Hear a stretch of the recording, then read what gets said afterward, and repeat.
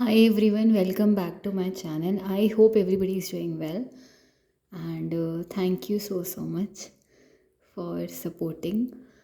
मुझे कैसे बोलूँ, ये शब्दों में व्यक्त नहीं हो सकती है। मुझे बहुत ज़्यादा खुशी है इस बात की, कि मेरा पढ़ाया हुआ पसंद आ रहा है लोगों को, वॉट एवर, ठीक है, and it's like helpful to most of the people. अभी MA psychology IGNOU first year, topic block 1 unit 2 से है। Information processing in learning and memory unit का नाम है। Cognitive psychology is the subject. Learning and memory पहला topic का last part, long term memory जो चल रहा था उसका लास्ट पार्ट है ये बेसिकली। तो long term memory storage system जो है वो इंफॉर्मेशन को ऑर्गेनाइज करता है स्कीमा के फॉर्म में। Schema we have discussed in the last video. कुछ समझ में नहीं आया तो बेशक पूछ सकते हैं। एंड इंस्ट्रक्शनल डिज़ाइनर ने जो है, they are activating existing schemas, जिससे कि मतलब जो स्कीमास ऑलरेडी बने हुए हैं उनको एक्टिवेट करना है पहले। कोई भी नई इन्फॉर्मेशन किसी भी इंसान के सामने रखने से पहले पुराने जो स्कीमास हैं वो एक्टिवेट कर देने चाहिए। क्यों? क्योंकि they are like helpful in processing new information. जैसा मैंने बताया था, अगर कुछ रिलेट करेगा कोई पुराना स्कीमा नए स्कीमा से तो लर्निंग में आसानी होगी और इंसान आसानी से कनेक्ट कर पाएगा, पुरानी इन्फॉर्मेशन को नई इन्फॉर्मेशन के साथ लिंक कर पाएगा, है ना।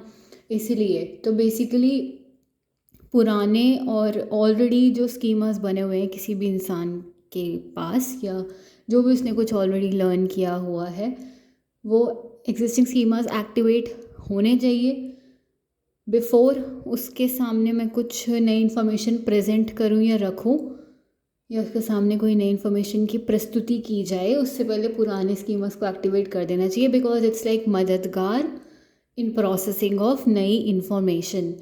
एंड इसको काफ़ी सारे तरीक़ों से इस चीज़ को किया जा सकता है।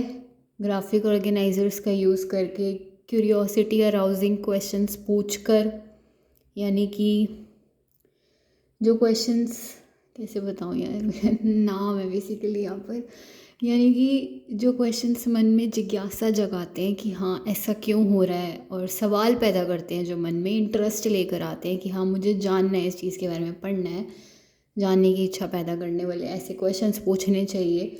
मूवीज़ के थ्रू भी किया जा सकता है and so etcetera. Long term memory का काफ़ी तगड़ा और भारी इन्फ्लुएंस देखा गया है हमारे नज़रिए परसेप्शन के ऊपर भी, कि हम बाहर के इन्वायरमेंट को कैसे देखते हैं और how they influence in our learning as well. क्योंकि हम उतने मतलब जैसे हम आज हैं वैसे हम कैसे बने, हम वो आसपास के लोगों की वजह से ही बने हैं ना, कि हमारे साथ इसने ऐसे बिहेव किया, उसने ऐसे बिहेव किया, सो एंड सो हम आज ऐसे ह्यूमन बन गए हैं, राइट। या फिर हम जिस इन्वायरमेंट में हैं, जैसी हमारी parenting upbringing so and so है, या जैसे लोगों से अब तक हम टकरे हैं, मिले हैं, या जो भी हमारे आसपास इन्वायरमेंट है उसी से हम आज जो हैं वो बने हैं, है ना। तो बेसिकली लॉन्ग टर्म मेमोरी का बहुत तगड़ा इन्फ्लुएंस देखा गया है परसेप्शन के ऊपर टॉप डाउन प्रोसेसिंग के थ्रू। अब टॉप डाउन प्रोसेसिंग क्या होती है कि जो भी हमारी पुरानी कोई भी नॉलेज है ना, वो अफेक्ट करेगी, असर डालेगी इस चीज़ पर कि मैं सेंसरी इन्फॉर्मेशन को कैसे देखती हूँ, कैसे परसीव करती हूँ, ठीक है। हमारी एक्सपेक्टेशंस जो होती हैं रिगार्डिंग कोई भी पर्टिकुलर सेंसरी एक्सपीरियंस, वो इन्फ्लुएंस करता है कि मैं उसको कैसे इंटरप्रेट करूँगी, कैसे समझूंगी उस सेंसरी एक्सपीरियंस को या फिर स्टिमुलस को। और इसी तरीके से हम क्या डेवलप करते हैं, बायस, ठीक है। अब ये थोड़ा सा कॉम्प्लिकेटेड है, मुझे भी समझने में मुश्किल हुई है, बट मैं समझाने की कोशिश करती हूँ। वो ये कहना चाह रहे हैं कि लॉन्ग टर्म मेमोरी का काफ़ी तगड़ा इन्फ्लुएंस देखा गया है परसेप्शन के ऊपर। किसके थ्रू? टॉप डाउन प्रोसेसिंग के थ्रू। टॉप डाउन प्रोसेसिंग क्या होता है, इसको पहले हम साइड रखते हैं अभी के लिए, कि हमारी पुरानी नॉलेज असर डालेगी सिर्फ उस चीज़ पर कि कैसे मैं कोई भी सेंसरी इन्फॉर्मेशन को परसीव कर रही हूँ। सॉर्टेड ये चीज़ यहाँ पे हो गई क्लियर। आगे देखते हैं, जो भी मेरे एक्सपेक्टेशंस होंगी, उम्मीद होगी किसी भी पर्टिकुलर सेंसरी एक्सपीरियंस को लेकर, वो असर डालेगी, इन्फ्लुएंस करेगी कि मैं उस सेंसरी एक्सपीरियंस को कैसे इंटरप्रेट करूँगी।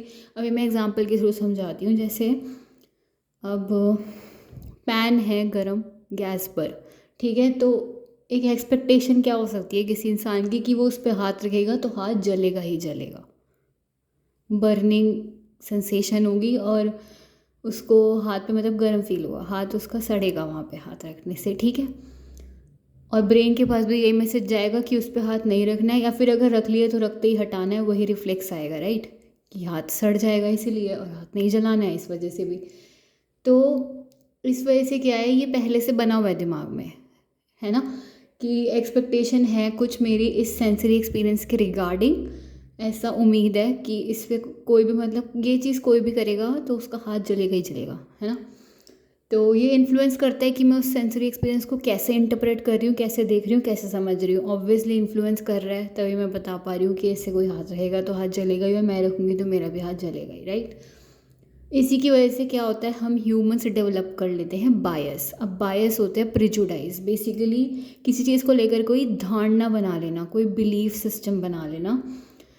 जैसे कि कोई ग्रुप ऑफ पीपल है, तुमने उसको लेकर एक धारणा बना ली है उसके, या तो टुवर्ड्स उसके फेवर में या फिर अगेंस्ट में, कि ये इंसान यहाँ से आ रहा है तो ये ऐसा ही होगा, ऐसा ही करेगा और ऐसा ही सोचेगा, ठीक है। और उस हिसाब से यू आर डूइंग भेदभाव उससे, क्योंकि प्रेजुडाइज से वही सारा डेवलप होता है आगे, stereotype, discrimination, so and so. तो इसी एक्सपेक्टेशन की वजह से इंसान क्या क्रिएट कर लेता है, बायस, ये प्रिजुडाइज बना लेता है अपने मन में कि ऐसा करेंगे तो ऐसा ही होगा, और कोई भी करेगा तो ऐसा ही होगा। यानी कि जैसे ये प्रिजुडाइज बना लिया कि जो इंसान यहाँ से आ रहा है, मैं किसी जगह का नाम नहीं ले रही क्योंकि मेरे को किसी को भी ऑफेंस नहीं करना, मैं जस्ट एग्जांपल दे रही हूँ कि कोई इंसान यहाँ से इस जगह से आ रहा है तो ये मे बी टेररिस्ट ही होगा, और इस जगह से कोई और भी आएगा ना तो वो भी यही सोच रखता होगा लोगों को परेशान करने की, दुखी करने की, और वो भी टेररिस्ट ही होगा, फॉर एग्ज़ाम्पल, ठीक है। ऑल्सो जो काफ़ी सारे ऑप्टिकल इल्यूजन्स हैं वो इस फैक्ट का एडवांटेज लेते हैं, और optical is related two of course eyes ना, हाँ, ऑप्टिकल इल्यूजन और आइज़ की मतलब सामने कुछ पिक्चराइज कुछ और किया गया है, पोर्ट्रे कुछ और किया गया है, पिक्चर में कुछ और दिखाया जा रहा है, बट तुम समझ उसको कुछ और ही रहे हो, और वो असली में वैसा नहीं है जैसे तुम उसे समझ रहे हो, राइट। वो इल्यूजन होता है कि वो नकली है, बस वो दिख रहा है, ऐसा वो है नहीं, इट्स फेक, नॉट रियल। तो काफ़ी सारे ऑप्टिकल इल्यूजन्स इसी फैक्ट का, इसी चीज़ का एडवांटेज ले रहे हैं कि हम किसी भी सेंसरी एक्सपीरियंस को लेकर एक एक्सपेक्टेशंस बना लेते हैं, और जो भी हमारी एक्सपेक्टेशन होती है regarding that particular sensory experience, वो इस चीज़ को इन्फ्लुएंस करती है कि मैं उस सेंसरी एक्सपीरियंस को इंटरप्रेट कैसे करूँगी, और उसकी वजह से वी क्रिएट और डेवलप बायस एंड प्रिजुडाइज उस चीज़ को ही लेकर, ठीक है। और इसका एडवांटेज कौन ले रहा है, ऑप्टिकल इल्यूजन्स इस फैक्ट का एडवांटेज ले रहे हैं, इसका फ़ायदा उठा रहे हैं।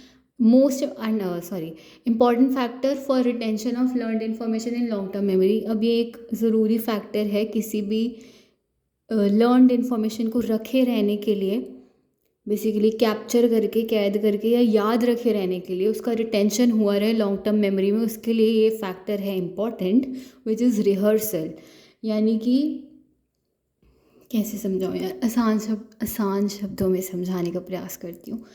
जैसे कि कोई भी पोइट्री देनी है, कुछ भी रोल प्ले करना है, कुछ भी, तो वी यूज़ टू रिहर्स, उस चीज़ को बार बार बोल के प्रैक्टिस करना, याद करना। तो किसी भी लर्नड इन्फॉर्मेशन को अगर मुझे लॉन्ग टर्म मेमोरी में रखना है, मुझे खुद से बार बार उसको बोलना पड़ेगा, चैंट करना पड़ेगा, या फिर प्रैक्टिस करनी पड़ेगी उस चीज़ की, क्योंकि मुझे वो चीज़ हमेशा याद रखनी है। और वो प्रोवाइड करता है क्या, ट्रांसफ़र ऑफ लर्निंग। अब ट्रांसफ़र ऑफ लर्निंग एक अलग ही चीज़ है, एक अलग ही टॉपिक है, उस पर मैं आती हूँ। अभी पहले मैं रिहर्सल समझा देती हूँ कि बेसिकली मुझे ये चीज़ या पोएम या कुछ गाना ऐसे कुछ याद करना है, वो कैसे होगा। मैं उस चीज़ को बार बार पढ़ूंगी, बार बार सुनूंगी, बार बार बोलूँगी, या लिख के भी देख सकती हूँ। तरीका होता है अपना अपना किसी चीज़ को याद करने का। रिहर्सल मीन्स व्हाट, कि मैं उसको बार बार कर रही हूँ, practice and practice, on and on, on and on, क्योंकि मुझे वो चीज़ रखनी है अपनी लॉन्ग टर्म मेमोरी में। वो इतनी इंपॉर्टेंट या रेलेवेंट इन्फॉर्मेशन है मेरे लिए कि मुझे उसे हमेशा के लिए याद रखना है। तो आई एम डूइंग वॉट, कि मैं उसको लगातार रिपीट ऑन रिपीट बोलती जा रही हूँ, रिहर्स करती जा रही हूँ, प्रैक्टिस करती जा रही हूँ, बोल बोल कर। इतना बोल लिया मैंने कि अब मुझे वो रट गया और याद हो गया। अगर मैं वो कागज़, वो पन्ना नहीं भी देखूँगी तो भी मुझे पता है कि क्या पढ़ा था और क्या याद करना था और कहाँ से मतलब लेके क्या तक कहाँ तक था और कितनी लाइन्स थी, कैसे बोला जाएगा, किस टोन में, सब याद हो गया है। ठीक है, वो रिहर्सल है और वो प्रोवाइड करता है transfer of learning. Transfer of learning क्या चीज़ होती है कि मैंने कोई भी स्किल या कोई भी नॉलेज एक्वायर कर ली है, अब मैं उसको अप्लाई कर रही हूँ न्यू सिचुएशंस में। जैसे कि मैंने कोई भी नॉलेज या स्किल लर्न कर ली है, एक्वायर कर ली है, now I am using it currently, recently in my daily life. उसका एप्लीकेशन और इम्प्लीमेंटेशन मैं आज कर रही हूँ कोई प्रेजेंट प्रॉब्लम को सॉल्व करने के लिए, या फिर किसी नई तरीके की सिचुएशन में मैं उस पुरानी लर्न की हुई नॉलेज का इस्तेमाल कर पा रही हूँ। तो वो होता है ट्रांसफ़र ऑफ लर्निंग, कि कुछ सीखा हुआ मेरे सच में काम आ रहा है।